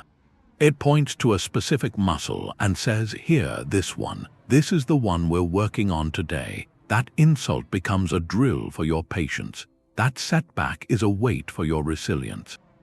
That overwhelming task is a test of your focus. The event itself is neutral. The lesson is everything. Think of a recurring conflict with a family member. The same argument, different day. The frustration is immense. You feel trapped in a loop. The passive stance is to endure it, resent it, avoid it. The active inquiry of this reframe stops the loop. It asks, what is this conflict here to teach me? Maybe it's teaching you to listen before you react, to hear the fear behind their criticism, not just the words. Or maybe it's teaching you to set a boundary with love, a skill you've never quite mastered. Or maybe it's simply teaching you endurance, the ability to stay in a difficult relationship without letting it corrode your own peace. The lesson isn't that the other person is wrong. The lesson is what their presence in your life is demanding you learn. Apply it to a professional failure. A project you poured yourself into falls flat. The passive story is one of shame and defeat. The active inquiry changes the question. If this failure is my teacher, what is the lesson? It might be a lesson in humility, showing you that your best effort isn't always enough, and that's okay. It might be a lesson in detachment, teaching you to care deeply about the work but lightly about the applause. It might be a technical lesson, revealing a gap in your knowledge you didn't know was there. The failure becomes not an end but a beginning, the first day of a new class. So here's a direct challenge, a prompt for active inquiry. Identify your single biggest worry or difficulty right now. Hold it in your mind. Now set a timer for 2 minutes. Your only task is to brainstorm answers to one question. If this situation were designed specifically to teach me one thing, what might that one thing be? Let the answers flow, even if they seem strange. Could it be teaching me to ask for help, to trust my own judgment more, to slow down, to communicate more clearly, to value my time differently, to practice letting go? Find that one potential lesson, write it down. This simple act of searching transforms the energy around the problem. You are no longer a victim of circumstance. You are a student, notebook in hand, ready to learn. The difficulty hasn't changed, but your relationship to it has shifted. From adversary to instructor, your posture is talking to your nervous system. That's the 28th reframe. It's a behavioral hack. Sometimes you don't feel calm, but you can act calm. And then calmness follows. That's embodied cognition. Your body doesn't just express your mind, it informs it. So if you adopt the physical state of serenity, you send a signal back to your brain. A signal that says we're safe, we're in control. The Stoics knew this. They knew virtue isn't a feeling you wait for, it's a pattern of action you choose. And through that action, you carve the grooves of a new character. Epictetus taught this. He said, don't explain your philosophy, embody it. Understanding alone is fragile. It's the repetition of the right action, the right posture, the right response. That's what forges resilience. You aren't faking it, you're practicing it. You're rehearsing the person you want to become until the rehearsal becomes the performance. It's a path from the outside in. When anxiety comes, your chest tightens. Your instinct is to curl inward, shoulders hunch, breath gets shallow. You physically become the threat you see. This reframe interrupts that. It asks you to do the opposite. To open into the posture of calm, even when you don't feel it, to let the body lead the mind back. The applications are simple. They don't need special tools. Just awareness, like when you feel that rush of panic before speaking. You deliberately slow your speech. You pause between sentences. You let the silence hang. That physical act of measured pace tells your racing thoughts to follow. Or in a stressful meeting when you feel small, you consciously relax your shoulders. Let them drop, sit back in your chair, grounding your weight. That posture of stability counteracts the feeling of being tossed about. Or stand tall when you answer the phone, even alone.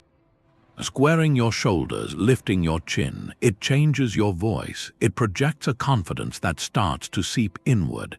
Even a deliberate breath. Inhale for 4, hold for 4, exhale for 6.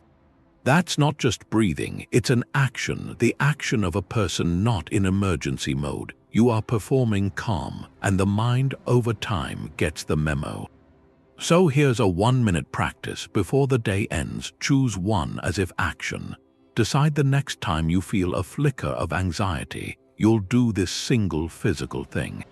It might be placing both feet flat on the floor, feeling the solid ground. It might be forcing a small, gentle smile that can shift your neurochemistry. It might be speaking in a lower, softer tone to yourself or others. For 1 full minute, commit to the action. Don't judge the feeling, just maintain the posture of peace.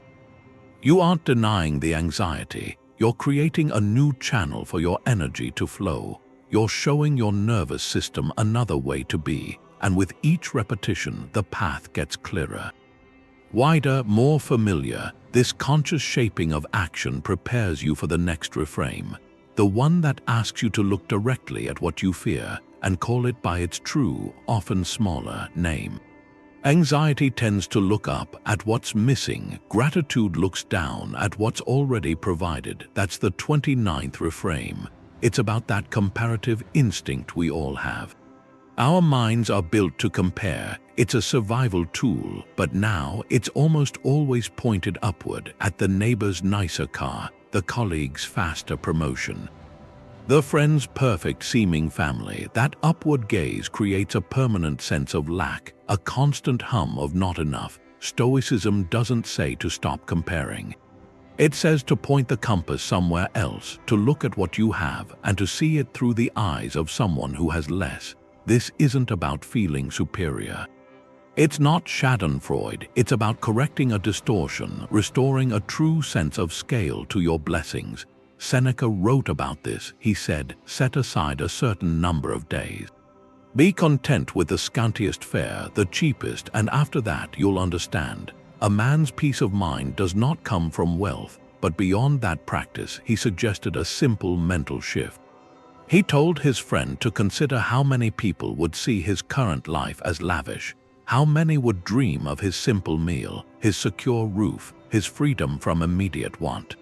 That perspective doesn't erase ambition, it grounds it in reality. It separates healthy striving from a desperate hunger, a hunger born of illusion. Apply this to financial anxiety. You're worried about bills, about saving enough, about the next unexpected cost. That worry is real, but it exists in your context. Your specific context. Now for a moment shift the comparison. Don't look at the friend with the bigger savings account. Look at the reality of most human beings throughout history. Or even many in your own city tonight. Consider the person without reliable shelter, without certainty of their next meal, without access to clean water. Your financial worry doesn't vanish, but it's framed now by a profound baseline of security. You have a roof, you have food, you have a system, however imperfect. A system to address these needs. That realization doesn't make you complacent. It makes you grateful, and gratitude is the soil where contentment grows. Even while you work to improve your situation or career status, you feel behind. You see peers advancing faster. The anxiety whispers you're failing. Now compare downward. Consider the person who lost their job last month, the one who struggles to find any meaningful work, the one whose health prevents them from working at all. Your current position, with all its frustrations, is a platform, a place from which to build. Seeing it that way changes the energy, from panic to purposeful effort. So here's a reflective prompt, a direct application. It takes 1 minute. List 3 basic provisions you enjoy right now that a significant part of the world goes without. Be specific. 1. Secure shelter for the night, a locked door, a warm bed. 2. Enough food for today, not a feast but enough. 3. Physical safety. The absence of immediate war or violence in your street. Just those 3. Hold them in your mind, not as abstract ideas, as tangible realities of your present moment. The bed you will sleep in, the meal you will eat, the quiet street outside. For millions of people, these are unimaginable luxuries. For you, they are the backdrop of your day. This exercise isn't meant to induce guilt. It's designed to induce sight, to pull the veil of normalcy from the extraordinary gifts you already hold. When you do this, the upward gaze loses its power. You stop seeing your life as a collection of lacks. You begin to see it as a field of provisions, some abundant, some sufficient, all worthy of a quiet, steady thanks. This cultivated sense of enough is the final preparation. It readies you for the last Stoic mental shift. Perhaps the most liberating one. Your mind isn't a battlefield, it's a garden. You're the gardener. Every thought you dwell on is a seed you plant. This is the last reframe, the 30th one, and it brings everything back around. It's not about fighting anxiety, it's about cultivating something better where it was. That's the core of Stoic practice, the daily, proactive work of tending to yourself. You're not just managing weeds, you're preparing the soil, you're choosing what gets to grow. Marcus Aurelius put it well. He wrote that the soul becomes dyed with the color of its thoughts. It's a gentle truth and a deep one. Your mind doesn't just have thoughts, it absorbs them, it's colored by them. Dwell on resentment, and your inner world turns a shade of bitterness. Dwell on gratitude, and it takes on a warmer hue. The gardener's job is to be intentional about that dye, to notice which seeds are sprouting from the wind and which ones you planted yourself. Think of a garden left alone. Weeds don't ask permission. They just appear, thistles of worry, vines of resentment. They spread and they choke out the light. An anxious mind is often just that, an untended garden. The weeds have taken over. The Stoic reframe asks you to pick up your tools, not for a frantic battle, but for a steady, daily tending. Your tools are your attention and your intention. Here's how it works in practice. You have a habitual worry, a repetitive thought that circles every morning. Maybe it's, I'm not prepared enough for today. That's a weed. You don't just try to not think it. That rarely works. Instead, you prepare a seed, a pre-chosen Stoic maxim. Something like Marcus Aurelius's line, "Today I shall be meeting with interference, ingratitude, insolence, disloyalty, ill will, and selfishness, but I have seen the nature of the good, and it is beautiful." Or a simpler phrase, "My job is to do my part well and meet the rest with calm." When the weed appears, you acknowledge it, you see it for what it is. And then, deliberately, you plant the seed, you repeat your chosen phrase, you let it take root in that same mental space. You are not fighting the weed. You are planting something stronger beside it and giving that your water and sun. Another example, social media scrolling often plants seeds of comparison. The weed is the thought, everyone else is ahead of me. Your prepared seed could be a gratitude reframe. Before you even open the app, you plant the seed. I have everything I need for my own journey. You tend that thought first. Then, if you choose to scroll, you do it from a place of cultivated contentment, not from a place of lack. The external noise becomes just weather. It doesn't change what's growing in your garden. So here's the final prompt, a simple act of gardening. Identify one weed, one repetitive, anxious thought that's taken root lately. Name it plainly, the worry that I'll disappoint them, or the fear that this effort is pointless. Now choose one seed, one constructive, virtuous thought to plant in its place.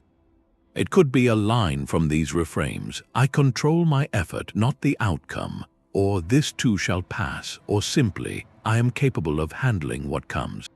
Write both down, the weed and the seed. This isn't a magic spell. It's a gardener's plan. For the next week, your only task is to notice that weed, and each time you do, to consciously plant that seed.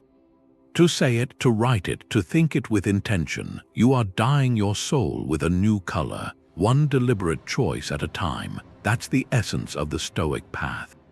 It turns philosophy from a set of ideas into a daily practice of care. You are tending the most important ground you will ever know, the ground of your own mind.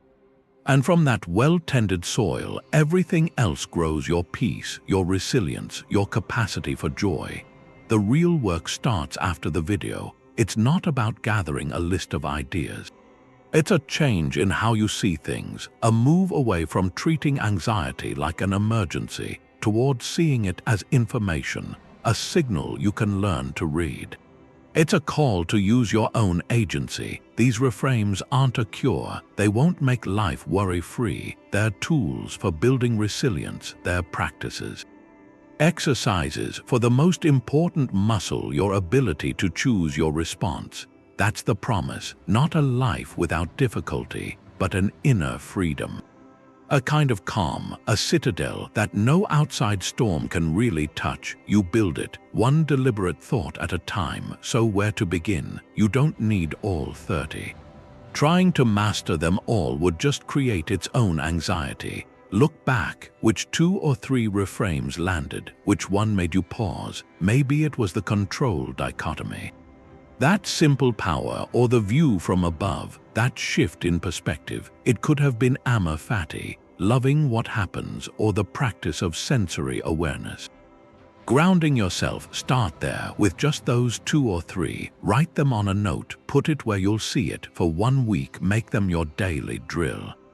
When worry comes, don't fight the wave. Apply your filter. Ask, what's within my control here? Or how will this look a year from now? Or what could this difficulty be preparing me for? This is the integration, the slow work, like a gardener tending their own mind. It's how philosophy moves off the page into the pulse of your day. The goal isn't perfection. It's progress, a little more clarity today than yesterday, a quicker return to your own center. That's the practice, the lifelong one, meeting each moment. Not with fear, but with a quiet, growing strength. Peace isn't when the storm stops. It's being able to stand steady while it's happening. That's what these reframes are for. You start with a mind run by anxious thoughts, tossed around by every what-if. You end as the observer, the gardener, the calm operator of your own inner world. The change isn't about making your mind quiet. It's about changing how you relate to the noise. Stoicism gives you the map for that. A map that always points to the same true north. Your peace comes from focusing relentlessly on what you control. Your judgments, your actions, your response, everything else, other people's opinions, the outcomes of your efforts, the unpredictable events of the world. That's the weather. You learn to build a shelter inside yourself, not by controlling the sky, by mastering how you stand in the rain. Marcus Aurelius had a final thought on this.